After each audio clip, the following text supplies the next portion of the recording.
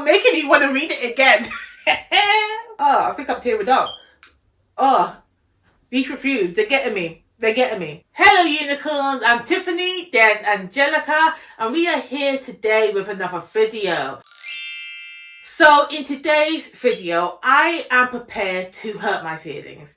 I am prepared to be upset, to be offended, and that's okay. Today I'm going to be reading 1-star reviews of my 5-star books. Now some of these books, although they're 5 stars, although they have achieved unicorn status to me, I will respect your choice to giving them 1 star because that is the right thing to do. Trying to read around 4 to 5 1-star reviews, I don't know. We see how we get along with get along.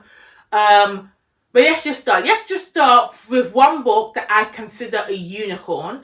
Now, this book has you feeling all the emotions in my eye. I literally just finished rereading this book because I'm going to put out my review, my spoiler-filled discussion review for this book soon. I'll link it down somewhere once it's available. Because, oh, so good. This is none other but the phenomenal Sword of Kaigen by M.L. Wang. Yes, round of applause, round of applause. Let me tell you something about this book. I thought I would accept no criticisms on it, but there are some flaws, so I have to appreciate that. Let's just get into the 1-star reads. Let's get into the 1-star reviews. So I'm going to figure out a way to put the review I'm reading on the screen somewhere, but for now I'm just going to read it from my laptop. Let's make it big because Tiffany's half blind. So what I'm seeing here is that the majority of people have tried it and they have DNF'd it.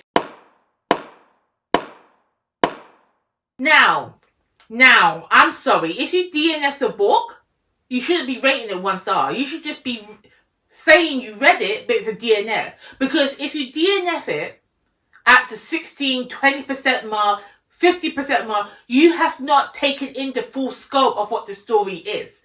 So, those 1-star reviews and they say I DNF'd it, I don't appreciate them. I don't rate them.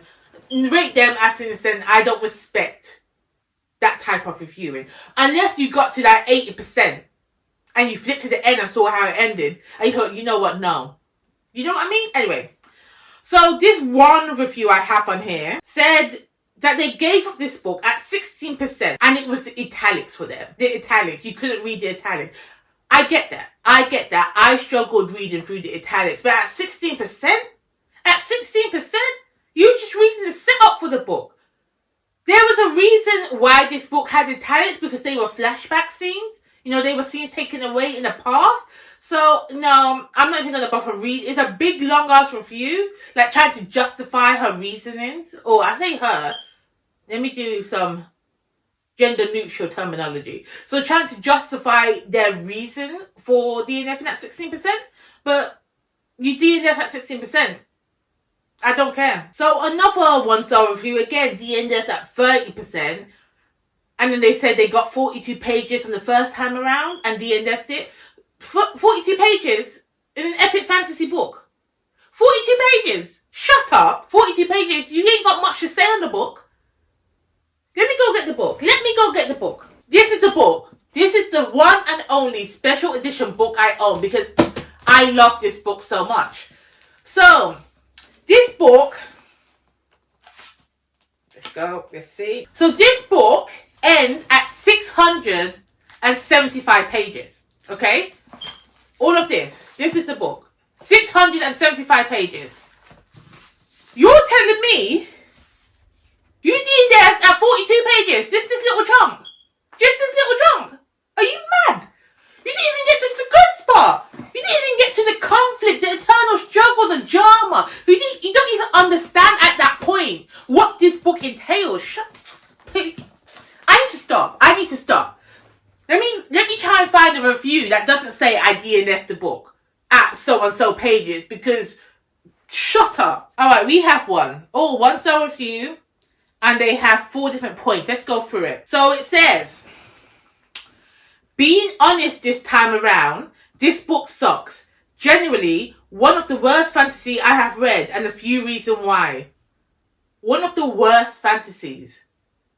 I can name a couple, but okay. each their own. You give me some reasons. Let's get into it. First reason. It says extremely bad handling on exposition. Okay. I give you that point because I ain't gonna lie. The terminology in this book, it literally throws you in there. There is a glossary at the back, but we get some unique terms in this book, and it did take me a while to wrap my head around it. But it's the same with most fantasies, really, because with most fantasies, they have their own unique words for their world. And you just need to just go along with the get along. But fair point. I agree with that point. I don't even think that was a point you made. You said a bad handling on exposition. Let me do a quick read. Yeah, so basically I can't bother to read it out because you don't know that I can't talk. And reading, no, it's not for me. So basically what this, I put it up here somewhere so you can read it for yourself. But what they're basically saying is that this book was a bit info dumpy. And there were parts of this book that was, I agree, a bit info dumpy. Like there was a scene where they were in the classroom and doing a history lesson. And fair enough, you was in a history lesson, so they're going to do an info dumpy. But that was just the beginning. That wasn't the whole book. That was just trying to set up the world. The next point was world building and politics. So it says, from the cover and the synopsis, it seems that this world will be a historical fantasy, but it was anything but that. I give you that point because the world this book is set in, it's set in a redesigned, I believe, Japanese setting. It does read historical fiction. Like, look at their dress. What they wearing, a kimono, they're using swords. So it's given samurai era of Japan. I don't know what era that was called, but during the samurai time. However, there is technology in this book. Like they have phones, towers, info towers, superpowers. So fine, I give you that point. Oh, it says it juxtaposed traditional Japanese setting and technological terms horribly. Horribly is a strong word. I didn't think it did it horribly. I think it interwove those two interconnected worlds. You know, you got Japanese setting in a traditional sense and modern day technology. I think it meshed quite well. I mean, could it have been better? Maybe. But for what the book did, okay, fair enough. Oh, so it says the inverted race politics. It's extremely weird and offensive to frame white people as the oppressed and subjugated race, even in a fictional setting. And most damaging of all, white slaves. WTF? What? Excuse me? Are we reading the same book? White slaves? I didn't read no white slaves in this book. White slave. Okay, the main character, the main family is obviously based on a Japanese family. The boy that comes with the technology and kind of just messes up the whole situation, I believe his name was a bit Korean. Well, it's still East Asian. White slaves? No. Please correct me if I'm wrong. I've just reread this book. I've just reread it and I didn't pick up no white slaves. It says extremely weird and offensive to frame white people as oppressed and subjugated. First of all, it's a fantasy book, so it's not reflective of our real world. So anyway, let me know. So it says, I couldn't guess the time period which this book is set in. It is not clear what time period it's set in because it is not set in our world. It's set in a different world called Duma. Okay? So even though it's based in a traditional Japanese setting, again, the samurai gives it away. There's no more living samurais with the swords. And then we have the modern element. The book itself is saying that these people on the Kaigen Peninsula is so far removed from the modern day society of this fantasy world that they have to progress with the time because they are only now just getting phones when the rest of the planet or the rest of the continent has already been using phones and internet and what have you. So It just takes a bit of imagination, and that's what you need when reading fantasy. Anywho, I get it. Oh, another criticism in the same reviewer. It says the book even has a racial epithet for white people and has Africans as the supposed colonizers. This inverted race politic is not the radical fuck white people take the author might think it is. It's just extremely stupid and in poor taste. I'm sorry. I don't think we're reading the same book. Why are you talking about white people and Africans when this book is based on Asian culture? On East Asian culture? This is Japanese culture. Okay? Their names are based... The main characters are Japanese. Or Japanese inspired. Okay? The side character comes and messes up. And I'm telling you, I believe he's Korean because his name sounds kind of Korean. But you got to check me on that because I'm not sure. White people. Are they talking about the Wing people? This book ain't trying to say nothing about no race. And even if it is, why are your feelings hurt? Maybe I missed it. Because I wasn't trying to be there looking for it. I'm just here for a good fantasy story. Then their third point is talking about Takeru. Is that how you say his name? Takeru? You know when you read a fantasy book and they have names that you can't pronounce, you start making up the names in your head? So for Takeru, I was just calling husband. Because he's a husband. Let me just double check I'm right. Yeah. So Takeru is the husband and the father and the daddy. So, that character is so complex. Let me see what it says. It says, this man is just an effing misogynist. You might try to reason that he is emotionally repressed and incapable of showing vulnerability. He is. In the first chapters of the book, but I really don't care. He hits his children. He was training him. Anywho, okay, fine, fair enough. He did hit, he did hit Mamoru. That's how you say his name, but he did hit his eldest son. But they were training. It was complex, but still beating children is wrong. Fine, fair enough. Okay, and abuses his wife, and at one point he even rapes her. Takeru has never raped.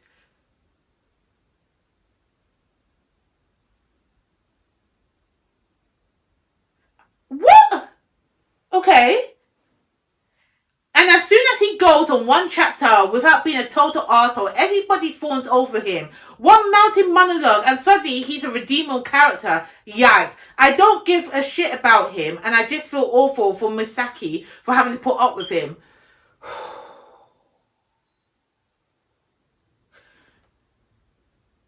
I'm trying to remember. Because I ain't gonna lie, the husband and wife, the parents, Misaki and Takeru, their relationship was not a good one. It was very an arranged marriage. It was no way a forced marriage. This was a choice that the wife made, what the mum made. She made the choice to marry this man.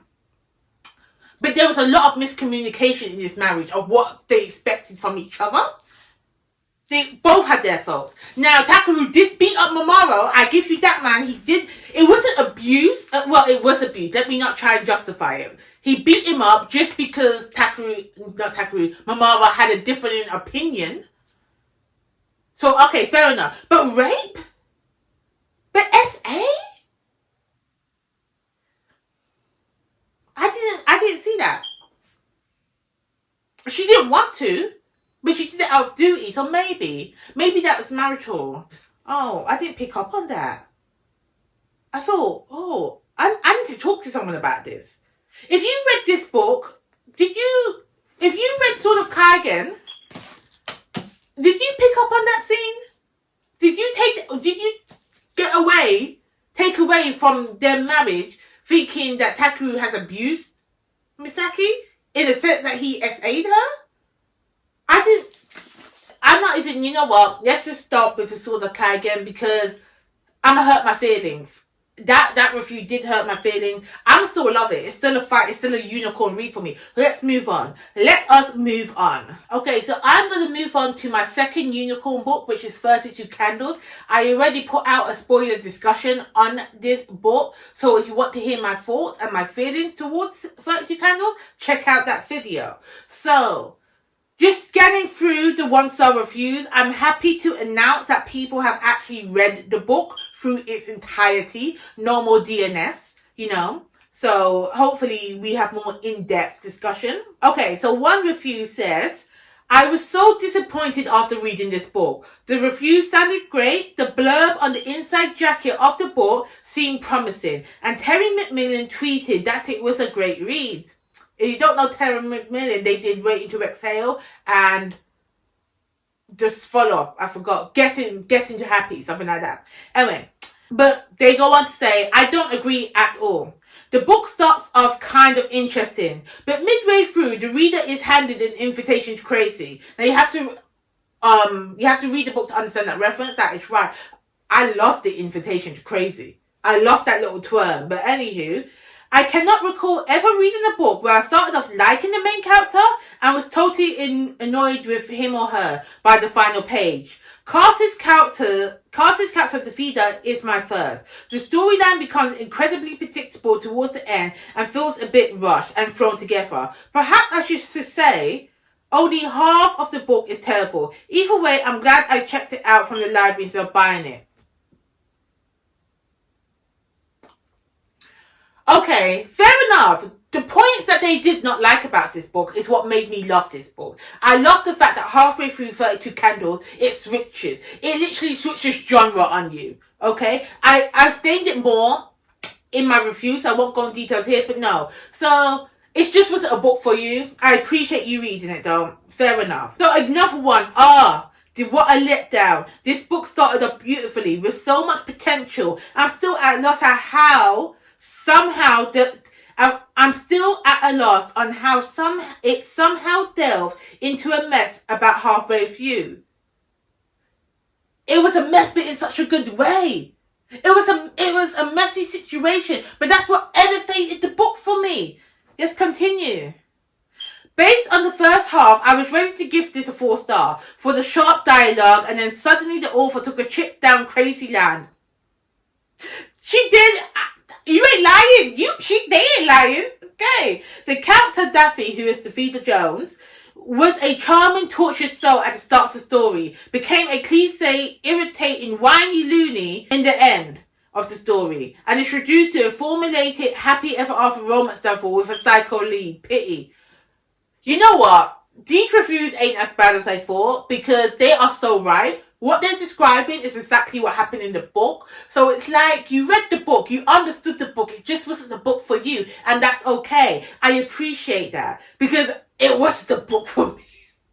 It was the book for me. I love me a messy story. I love me some drama. 32 Candles, man. You know what? I don't even need to continue because it's basically the same thing. And these 1-star reviews are making me want to read it again. The next book I'm going to look at is Battlemage by Peter Flannery. Now, I've also put out my review on this book because I love this book. I own all these books. I own them all. I am not getting up to get the books again. I can't be bothered. But Battlemage, I love the book. It's not the greatest, but it was perfect for me. It's perfect for what I want. I think I'm tearing up. These reviews, they're getting me. Okay, so I'm not going to read the first one because they DNF'd at 50% and they said they were skimming at 25%. So the fact that you gave them a 1-star review, please don't do that. I hate that. So we're not even going to read that. Okay. I appreciate people putting 1-star reviews and they got the paragraphs to tell me why it's 1-star. But I ain't got time to read it right now. So let's just read the first part. Okay, this first introduction, I do like it. So it says, the first few chapters draw you in. I mean, seriously, on the edge of my seat, I felt genuine fear for the characters as I read. You do. You do feel that. And then all of a sudden, things change. Slowly, that fear turned into anxiety, then dread, then disbelief. As I watched this book morph into a flaming piece of shit. Quite possibly one of the worst books I've ever read. I think that must have been read, but it's fine. Again, correct. It did change. The beginning of the book was just intense, but then it more because you're getting more of the world building. You're getting to learn a bit more of the character, so the intensity kind of slowed down as I went to the training school. But was it the worst book ever? No. I do not agree, sir. Or ma'am, or whoever you are. Another DNF, out of 34 hours an audible version, they stopped listening after 3 to 4 hours. I'm sorry. You shouldn't have left a review then. You didn't even get into the meat of the story. Okay, there's one. So it says, Battlemage was a massive letdown in both the writing and the story itself. So it says, Battlemage was literally full to the brim of tiring exposition that impeded the story rather than enhancing it. Let me think. Could there have been less exposition? Yes, but did it hinder the story? In my opinion, no. Okay, so another review says that they like the idea of this book. It's kind of sounded like Skyrim plus finding oneself title. Well, I don't know what Skyrim is. Oh, my bad. I don't care. But then they said, honestly, it was awful. The first 3 chapters had promise. Yes, it did. Setting up Falco, his life, background, and his journey. Then it became a Skyrim crossed with Game of Thrones. An absurdly long cast of characters who pop in and out with way too many descriptions of battles, fights, training, etc. I had no idea who many of these characters were, why they were important, and even the actual plot by the end. The book is too long, needed better editing, or should have been broken up into a trilogy perhaps. First of all, no. This Battlemage should not have been a trilogy. Battlemage was a self-contained, standalone story which was fantastic. Okay? So I disagree with you on that point.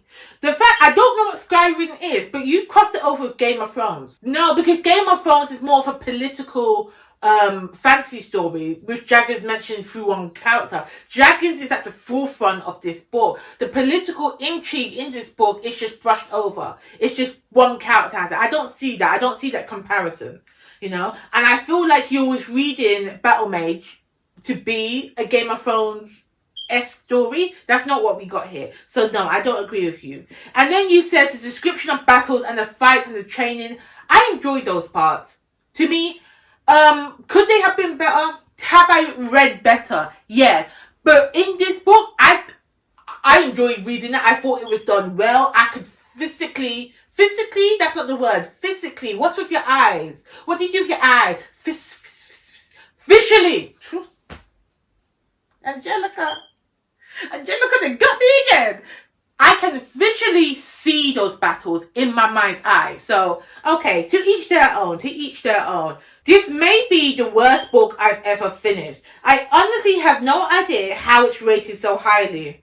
That's your problem. Anyway, it's poorly written enough that I found myself wondering if maybe English is not the author's first language and he couldn't afford an editor. Many of the characters' actions and reactions are unbelievable to the point of absurdity. Don't waste your time. Now, I have nothing to say back to you. I don't have a rebuttal because you're wrong. Okay? First of all, the editing side of it, I am not good with grammar. I am not good with spelling. I don't know if this was edited well, but I could read it fluently. As I said in my own review of this, I did hear a lot of people say there was a lot of French vocabulary in this world. So maybe the author's French. I don't know. But no, I don't agree. And let me just be honest with you. When I first read this book, I did give it a 3.5, 4-star rating. Because it's an adult fantasy, the characters were a bit juvenile. But then I kept thinking about it, because I wanted more from the world. I wanted to know what happened to Falco and Malachi. These are the characters in the book, by the way. So I had to reread it, because it was a standalone and I weren't going to get more. And I reread it and I loved it even more on the second reread, okay? I loved the lore of the dragon. So, fair enough. Fair enough. And I both read it with my eyes and I read it with my ears. Okay, so I consumed it in both types of mediums. Anywho, I ain't mad at you though. It's not that bad. Oh.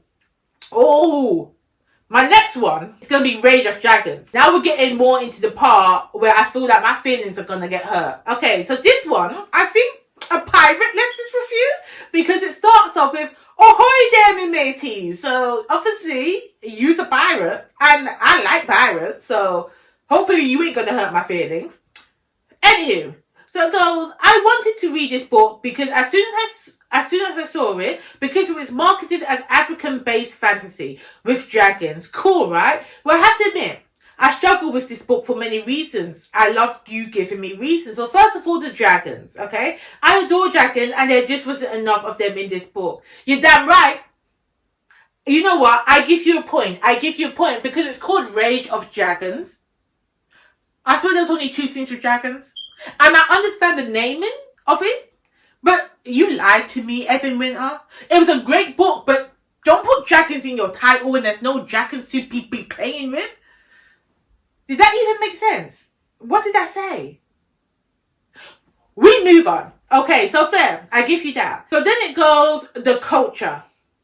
I like the African influence that I did see, like the names and description of landscape, but have to admit that it felt very surface level. I think this was because of the focus on the military stuff and not the other areas of the culture. I believe this could have been remedied by other POV characters, like a female perspective.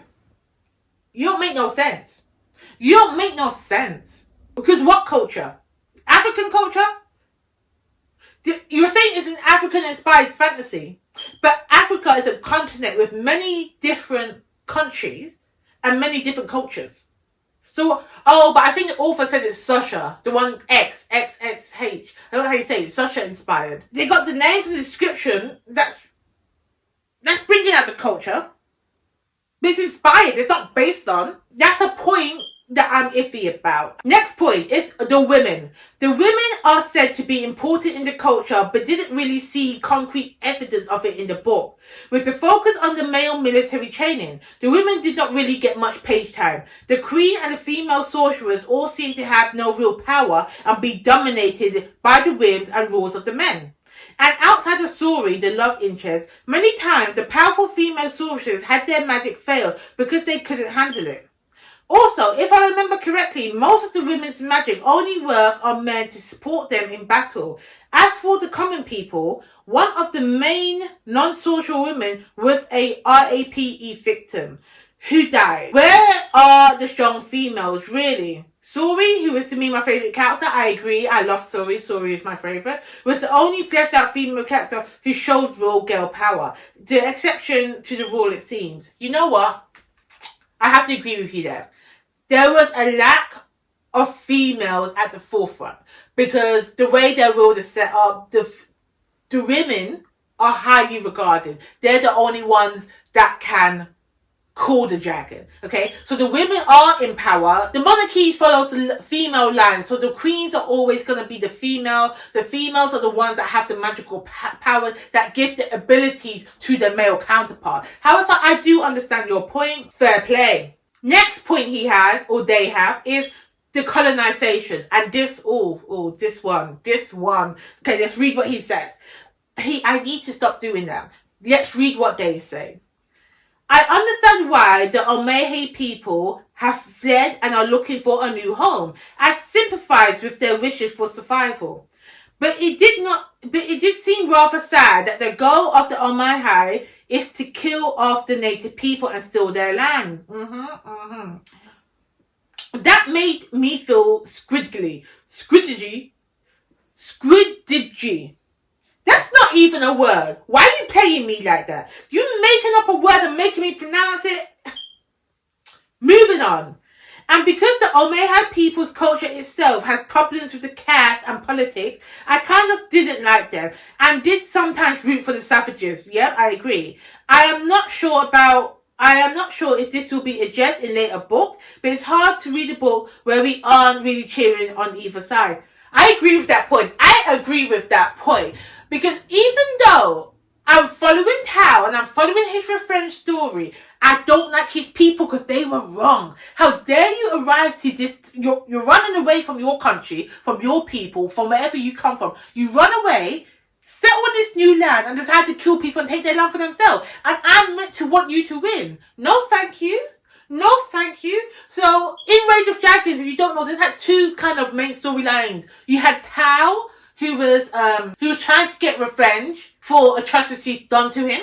I won't give that away. But then you have this military war going on between the Omai, who is Tao's people, who has arrived in this continent, and the people whose land it is on. And we're in the perspective of the Meihai. I don't even know if I'm saying it right. They're the bad guys. I'm rooting for these other people to win. I agree with you, I agree. But I don't think that deserves Rage of Dragons to be included in your 1 star. That just adds in a different layer of the story. That elevated the story, adds in a different layer for me. Let's move on. They had another point. I'm liking this review. I do appreciate this review. So it goes on the military training. I did actually like the combat training between the cars and a ton of Tao's training. I like the combat style he ends up with. I just felt that there'd be, say, this is your pirate lingo coming into it. Because remember, he started it with Aloha mateys. This ain't standard. This ain't flowing. I just felt like that there was too much emphasis on the details of the day-to-day training and not enough on the characterization. With the exception of Tao and Sori, everyone felt rather flat. Yeah, because this is not a multi-POV story. We're in Tao's head. And Tao is training. And he wants to get stronger. His focus is getting stronger. And the reason why we got Sori is because Tao is in love with Sori. So, I think this is trying to let us know that he wanted a multi-POV story. But it's not that. It was never going to be that. So fair enough. There was a lot of training sequences, but I like that. I like to see my guy level up. It reminded me of anime. You know when you see them training and then they got powers? I like that better than you wake up one day, you got all these abilities and you can defeat the baddies. Anywho. Oh, there's another point. The plot. I really love the setup and the introduction of the book. It was much stronger than the rest of the novel. One of the main characters, Tao, begins to work towards revenge in the book, became less original and less compelling. And I really was a fan of the climax of the ending. That's your own personal taste, boo, because I loved it. I love me a revenge story. I love what happened at the end, even though I don't actually love what happened at the end because the character ends is no more. They die. I didn't want that character to die, but that climax was everything. I liked it. Yeah, no. That was a good review. That was a good 1-star review because they made some valid points and they made their own opinions. I did like it. So another one, Tao is an insufferable twat, and this book is the same 20-page fight scene over and over again. You know what? Fair enough, because there is a lot of training sequences in this book. I loved every moment of it, but fair enough, okay? Oh, this was kind of funny. Okay, so it says, a major disappointment. This book should have been called Impotent Male Rage. Tao is too angry and stupid to have succeeded at anything. His vengeance schemes are not well thought out, and he should have been executed so many times. I kept hoping he would just die. The book also has a lot of fight scenes. It's upwards 60% sword battles, which gets tedious to read after a while. The world seemed cool, but the book was awful. You know what? I like that title, Impotent Male Rage. Oh, I see it, because it's called Rage of Dragons and there weren't no dragons. There weren't enough dragons for it to be raging like that. So, fair enough. And I agree, Tao did not think through his vengeance scheme. I mean, I was rooting for him. I want him to get his revenge. But really, you was never going to get your revenge. You was a flea. You was at the bottom rung of the ladder. Anywho. You know what? I think that's enough. I don't need to read any more 1-star reviews. That one review I read, that was enough for me. That was enough. I'm done. So those books are my 5-star reads, and those are some 1-star reviews. Were my feelings hurt? I think my feelings were most hurt with the Sword of Kaigen book. I think I should have did this one last because it's sour, put a sour taste in my mouth. Because I don't understand. I don't understand your opinions. I don't know if I'm going to do this again. No, I will do this again. I did have a good time. It was fun. But I don't even know how I'm going to say goodbye. I'm done. This video is over. Whenever you're watching this, good morning, good afternoon, good evening, and good night.